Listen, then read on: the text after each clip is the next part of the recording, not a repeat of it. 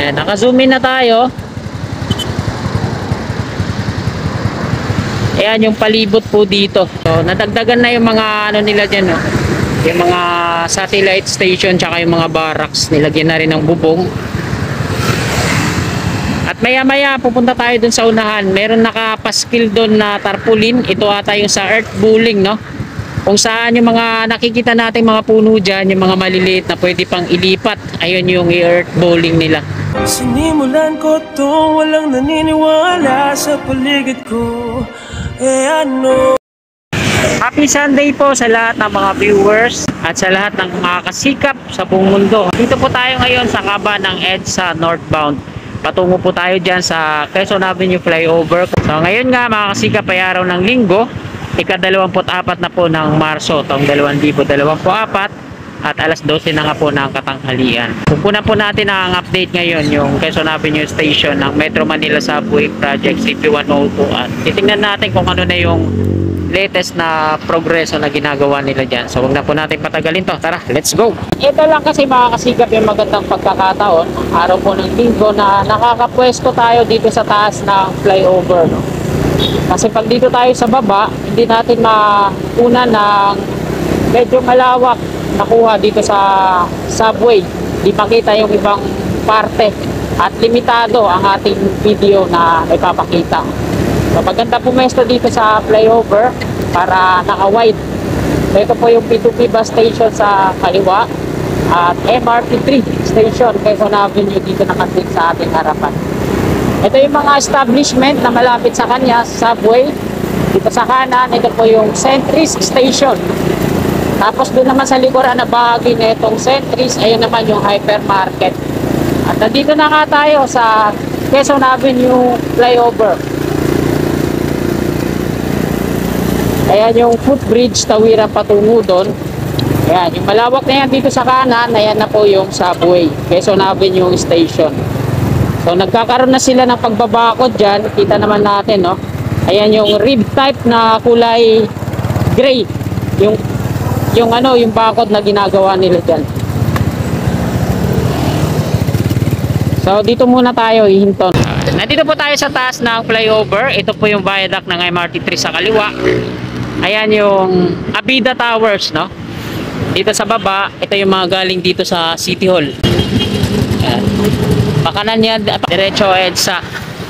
Tapos ayan na mga kasikap, yung progress ngayon dito, no? Ayan. Talagang pinantay na nila yung lupa dyan. So mula dun sa dulo, sa harapan ng Abida Towers, yung magiging station box niya patungo naman dito. Ayan. Meron siyang nilagay na caution. Pag ganun, pabakod. Diretso yan patungo dun. Tapos dito naman sa harapan, nilagyan na rin nila ng mga concrete barrier. Dito mismo sa may sidewalk.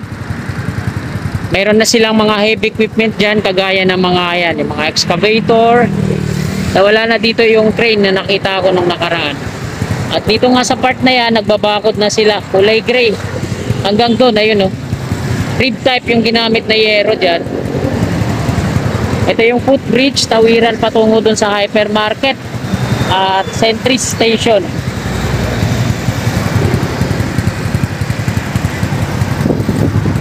At meron na rin silang mga container dyan. Ayan, ang dami mga steel beam. Tapos di ko alam kung ano tawag nito, yung materials na yan. So zoom in natin, ano. Ayan yung palibot po dito. Dito lang sa taas tayo makakakuha ng medyo maganda-ganda. So nadagdagan na yung mga ano nila dyan, no? Yung mga satellite station tsaka yung mga barracks. Nilagyan na rin ng bubong. At maya maya pupunta tayo dun sa unahan. Meron nakapaskil dun na tarpaulin. Ito ata yung sa earth bowling, no? Kung saan yung mga nakikita natin mga puno dyan, yung mga maliliit na pwede pang ilipat. Ayun yung earth bowling nila. Magkakaroon din ng mga facilities dyan sa unahan, pati dito. Ventilation naman dyan. At ito yung picture ng mismong subway dito, no? Dito yung magiging entry niya, tapos yung exit dito sa may bandang gitna, tapos paikot, merong walkway at bus lane. Bago tayo umalis dito, yan, kunan ko po muna ulit. Kuha po natin ito ngayong araw ng linggo, no? Ika-24 ng Marso taong 2024 at alas 12 na ng tanghali.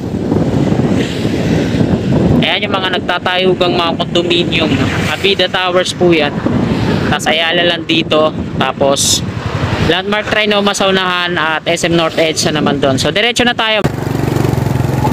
Titingnan natin dito yung tarpaulin. Kasi magkakaroon sila dito ng earth bulling, no? Ayan, gabundok na yung mga tambak ng lupa dyan. Ito yung dating Manila Seedling Bank.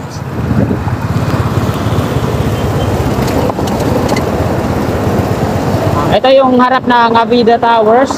So hanggang dito yon, no? At ito yung tarpaulin dito, no? Para sa earth bulling. Ayan, no? Ayan, nakakasikap yung harapan. Ito yung tarpaulin para sa earth bulling, no? I-zoom in natin.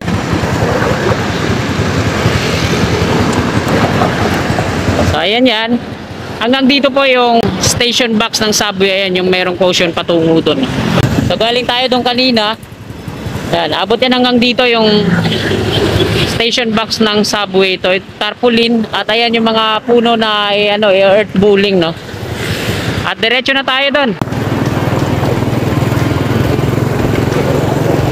Ito naman yung Vertis North Sola. Ayala lang na po ito dito. At ito yung footbridge, malapit lang din sa subway. So meron siyang tatlong elevator, no? Gitna, kanan, at doon naman sa tawid sa kaliwa. Nakaya po yan na P2P bus.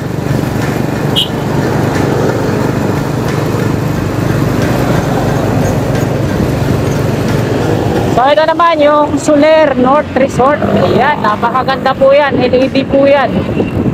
Ganda niya pag gabi. Mas lalo na pag araw, kitang kita.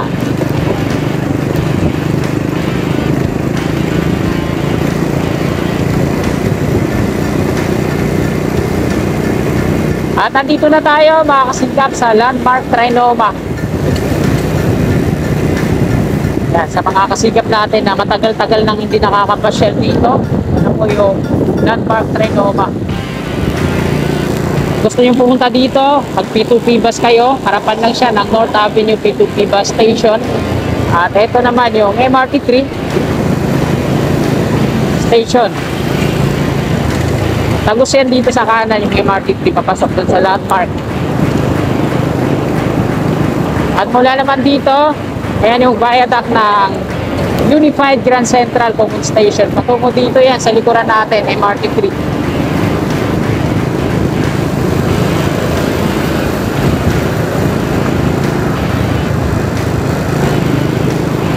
Ayan o. Ayan naman yung walkway sa tawid. Konektado yan dun sa SM North Edsa, Landmark Trinoma, dito sa MRT7. At tapos dito sa Unified Grand Central Common Station.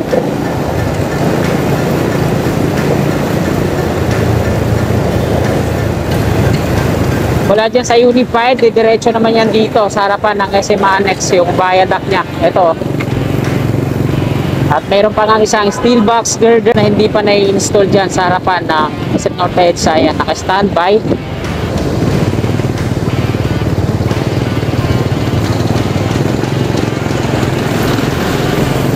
Ito naman yung bus bay ng SM North Edsa. So, iikot yan sila patungo dito.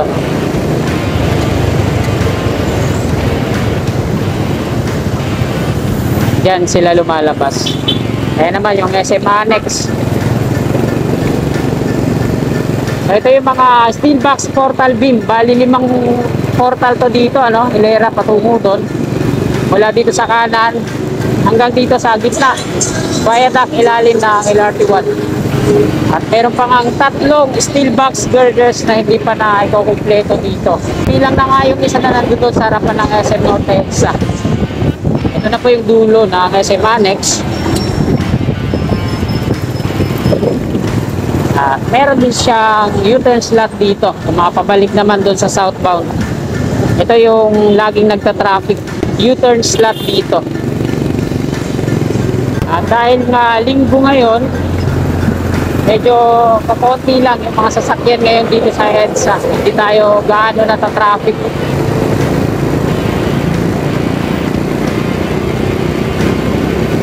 At ayan, shoutout sa mga kababayan natin dyan sa abroad, mga OFW, no?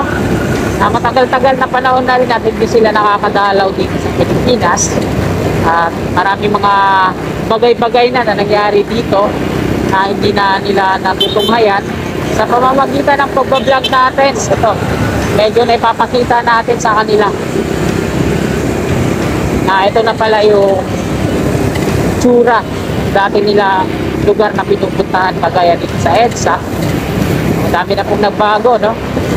Yung mga footbridge na to na walang bubong dati, mayroon ng bubong. Tapos yung P2P bus dito sa gitnang bahagi ng ng EDSA ay wala pa to dati. Baka hindi nyo pa nakikita to, naabutan. So ito na po yung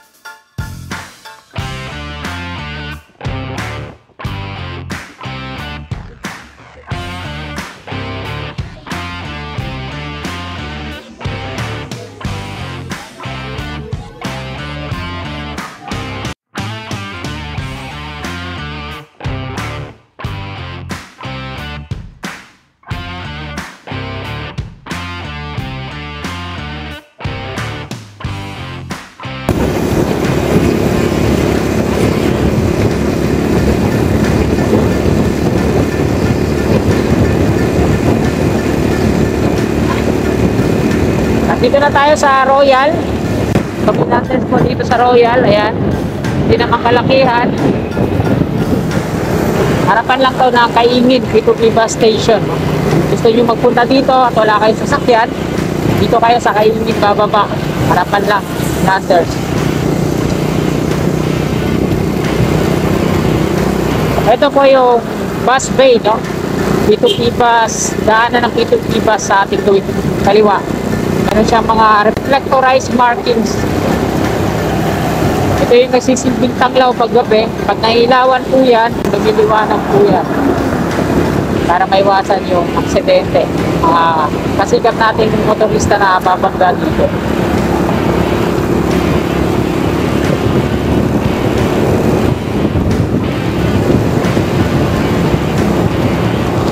At nandito na tayo sa Balintawak. So yung P2P bus dito, yan, nilagyan na rin ng footbridge. Meron din niya ang elevator, gitna, kanan at dito sa kaliwa. Mahaba po yan. Sa ngayon, habang di pa operational yung footbridge ngayon, dito muna pansamantala dumadaan yung mga sumasakay dyan sa P2P bus sa mismong Balintawak station ng LR1. Balintawak Market po yan, dyan sa ating gawing kaliwa, southbound. Ito yung footbridge, tawiran naman patungo dito sa norte. At dati hindi pa ito binubuksan sa mga motorista, sa mga magtutungo ng NLEX Toll Plaza. So ito, dito na dumadaan yung mga sasakyan na magtutungo ng NLEX Toll Plaza para maiwasan po yung traffic dito sa kaliwa sa taas. Laging nagsisiksikan mga sasakyan, kaya po binuksan po ito dito. Tapos dun sa unahan, giniba po yung pader doon para makatagos po sila, no?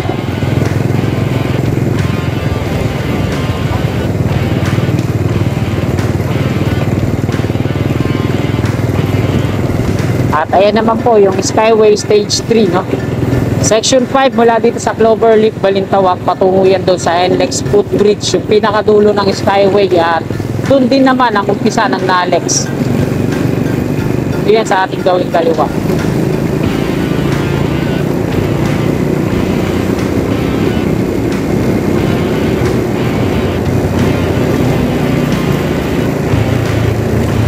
Dito sa ating kaliwa, dito po sinira yung pader na to para makapasok po yung mga 4 wheels na magtutungo dito sa expressway sa baba, diretso dun sa toll plaza ng NLEX. Ayan yung Novaliches flyover. Patungo naman ang Novaliches po yan, Quirino Highway. Ito po yung ilalim niya, yung nasunog. Yung flyover na yan. At exclusive na dumadaan na lang po dyan yung mga motorista na magagaan ng timbang ng kanilang mga sasakyan. Bawal na po dyan ang mga mabibigat dahil nasunog po yung ilalim niyan, nadarang sa init at posibilidad na mag-collapse po yung flyover na yan in case na madaanan ng mga mabibigat na truck.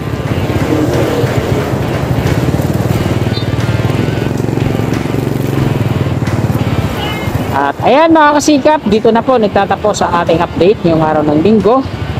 Ika-24 ng Marso itong 2024. Mag-alauna na po ng katanghalian. So hanggang dito na lang yung vlog na to. Maraming salamat po sa patuloy niyong suporta sa aking munting YouTube channel. At bago niyo sana lisanin itong video na to, muli po akong i-click na sana pa-like na lang po. At sa mga kasikap natin na naabot ng video na to na hindi pa po nakakapag-subscribe at willing po kayo na sumuporta kay kasikap, i-click lang po natin yung subscribe button dyan sa gawing kanan sa baba. At tatapin yung bell, i-bell all po natin para always updated po lagi tayo sa akin pang mga bagong paparating na video. Maraming salamat mga kasikap, magandang tanghali at God bless po sa ating lahat. You're my angel, angel baby, angel.